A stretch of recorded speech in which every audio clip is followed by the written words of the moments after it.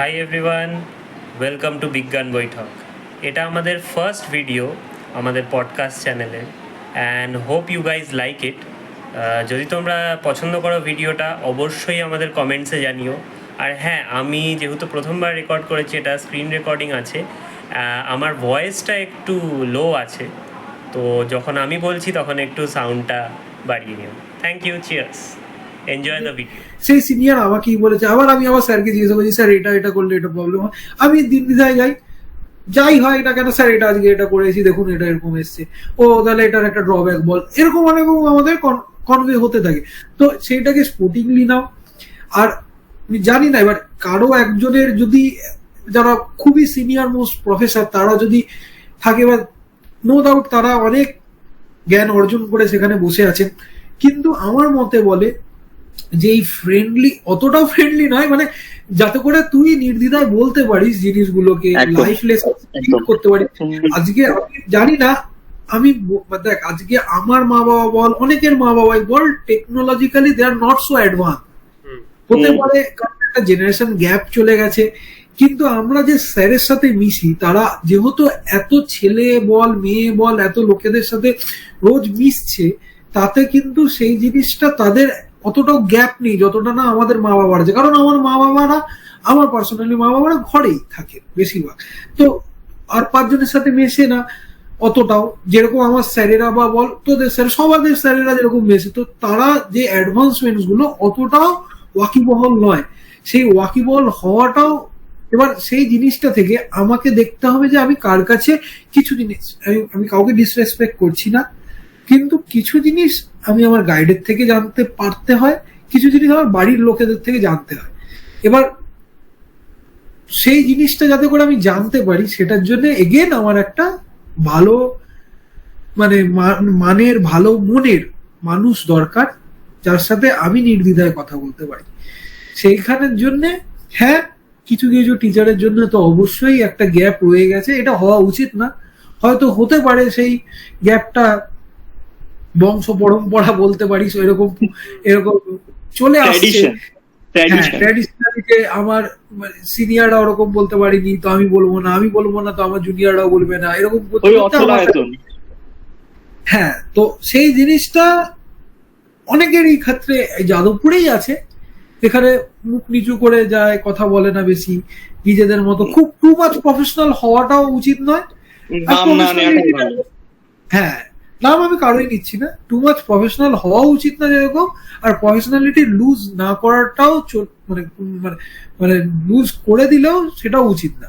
প্রফেশনালিজমও থাকবে আর একটু মেইনটেইন করা উচিত, মানে ব্যালেন্স করা উচিত, দুটো ক্ষেত্রে ব্যালেন্স করা। কালচার, ল্যাব কালচার যদি আমি বলি, কালচারটা তৈরি করার মূল যে থাকবে, সে তো যে ল্যাবের মালিক, সে মানে সুপারভাইজার, যদি আমি সেই ল্যাবটাকে চালনা করবে কিরকম ভাবে সে ডিসাইড করবে না, তো কালচারটা সেই মেনটেন করে মেনলি।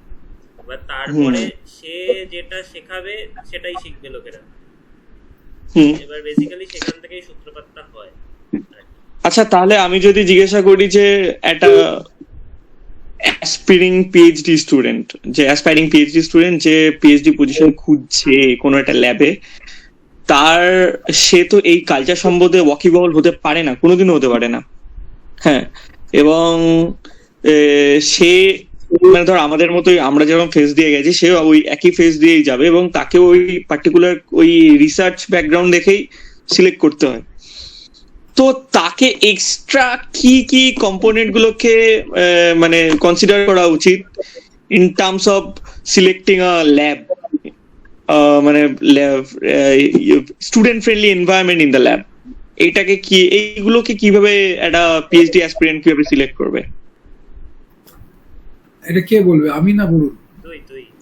তোরাই বল, মানে যে কেউ বলতে পারিস, এ তো এমন কিছু না, মানে বল। ব্যাপারটা, আমি যেহেতু সেম ইনস্টিটিউট থেকে বিলং করি, আমি আমার প্রেজেন্ট গাইড আর এক্স যিনি গাইড ছিলেন, তাদের দুজনের সাথে আমার খুব ভালো সম্পর্ক এখনো। ইভেন মানে আমার পাস্ট ল্যাবের স্যারের সাথে কিছুদিন আগে দেখা হয়েছিল, তো উনি বললেন যে একদিন মানে বসে কথাও বলে ভালো করে, বাড়ির খবরও নেন যে কেমন আছে না আছে। তো আমার সবার সাথেই ভালো সম্পর্ক।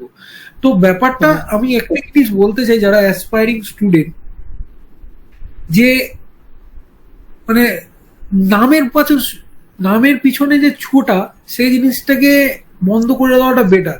কারণ এরকম অনেক জায়গায় আছে যারা নামের পিছনে ছুটেছে কিন্তু মরিচিকা হয়ে ঘুরে গেছে। মানে ব্যাপারটা হচ্ছে যে আজকে অনেক এরকম ইনস্টিটিউটস আছে যেখানে খুব বড় বড় নাম তাদের যদি রিসার্চ আউটপুট দেখিস বা অন্যান্য একটা স্টেট লেভেল ফান্ডেডেরও একটা রিসার্চ আউটপুট দেখিস, হতে পারে যে তাদের থেকে অনেক বেশি তারা লাইমলাইটে আসে না বলে দেখাচ্ছে না, কিন্তু তাদের থেকে অনেক বেশি রিসার্চ আউটপুট আছে। আমি বলছি না যে পেপার ছাপা ইজ ওয়ান থিং, বাট আমি তোর কথা বুঝতে পারছি, বাট ধর তুই যেটা বলছিস সেটা ইন কনটেক্সট অফ মানে কি তোরা দুজন যেহেতু সেম ইউনিভার্সিটি, তোর প্রফেসর এবং আগের প্রফেসর সেম ইউনিভার্সিটি। আমি আসছি যে আমি দেখছি যে রিসার্চ আউটপুট ইজ একটা প্রাইম ফ্যাক্টর। এবার রিসার্চ আউটপুটকে মাপার কি পেপার। এবার পেপার অনেকে একটা বাজেট মানে আরবান স্ল্যাং ইউজ করে যে পেপার ছাপছে, এ তো পেপার ছাপছে, পেপার ছাপছে। মানে ঠিক আছে, পেপার ছাপা আলাদা জিনিস, যে কি রিলেটেড এ ছাপছে, কি কাজ করছে সেটা দেখাটা খুব বড় ইম্পর্টেন্ট। যে আমি কাজ করছি, আমি এই ধর 20খানা বুক চ্যাপ্টার লিখে দিলাম, কি 50খানা রিভিউ করে দিলাম, তা নয়। কিন্তু আমি যে কাজ করছি, আমিও লিখেছি রিভিউ, অনেকেই লিখেছে রিভিউ, সেটা আমি কাউকে ছোট করছি না, কিন্তু ব্যাপারটা যে আমাকে দেখতে হবে সেই কাজগুলো কি রিলেটেড কাজ করছে, সেই কাজের সাথে আমি কি নিজেকে কানেক্ট করতে পারছি নাকি। যদি কানেক্ট করি তাহলে আমি 1-2বার ভিজিট করব।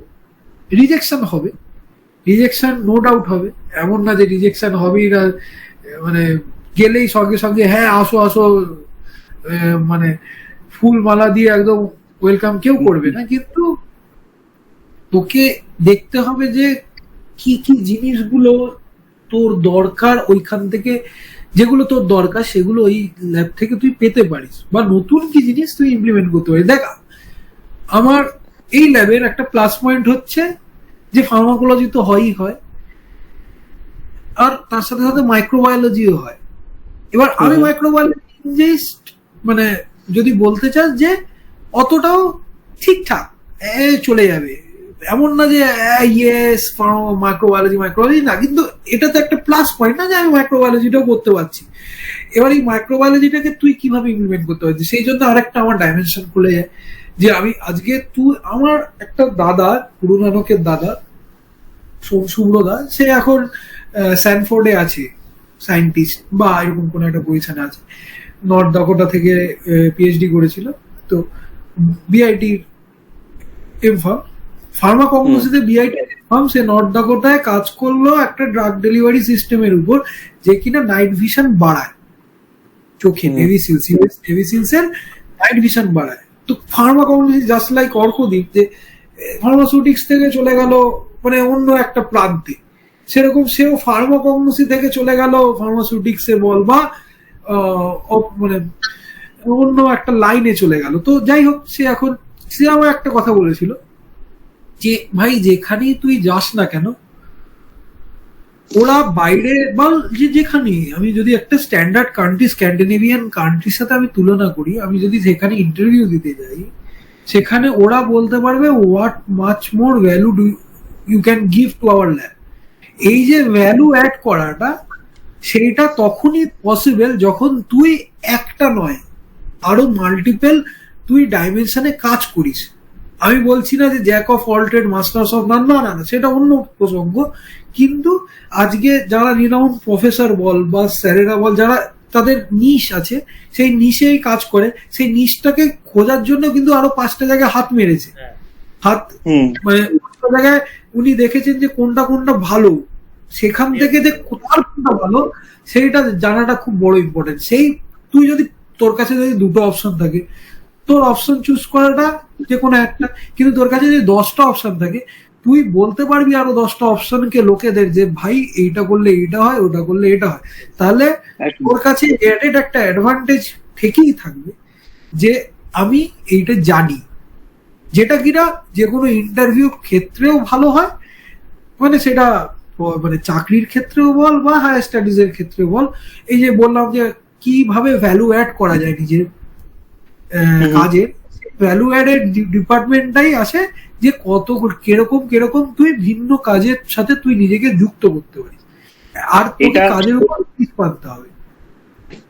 এটা তুই একটা দারুণ কথা বললি, সেটা হচ্ছে যে কোনো এটা মানে হাইলাইট মানে আমাদের কনক্লুসিভ রিমার্কস দেওয়া উচিত এটা, যেটা হচ্ছে when you are going for a PhD interview, instead of showing your background, I did this, you have to depict themselves কি তোর যে পার্টিকুলার ব্যাকগ্রাউন্ডটা, মানে তুই যে ফিল্ডে এক্সপার্টাইজ গেইন করেছিস সেটা ওদের ল্যাবে কি করে ফিট করছে।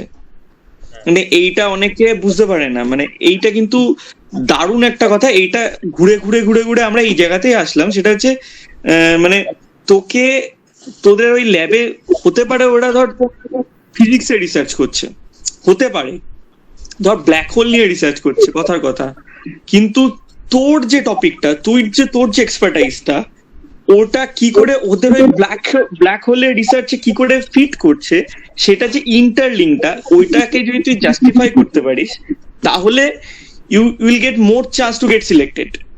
এই যে রেশনাল, এইটাকেই আমরা বলছি রেশনাল, মানে ডার্ক ফিট করা। মানে ইটস নট অ্যাবাউট কি তুমি সোনা থেকে রূপো তৈরি করে দিচ্ছ, বাট কি তুমি ওখানে গিয়ে ওই ওদের যে ল্যাব এনভায়রনমেন্ট সেখানে নিজেকে ফিট কি করে করাতে পারছো, যেটা ক্রুশিয়াল রোল প্লে করে in terms of PhD interview.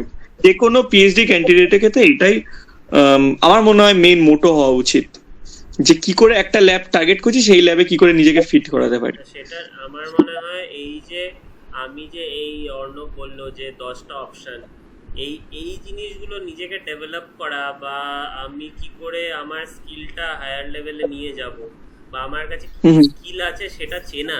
যেরকম আমি বলতে পারিস এখনো জানি না যে আমি কি করতে পারি প্রপারলি, তো ঠিক আছে, আর কি করতে পারি না, কি করতে পারি না।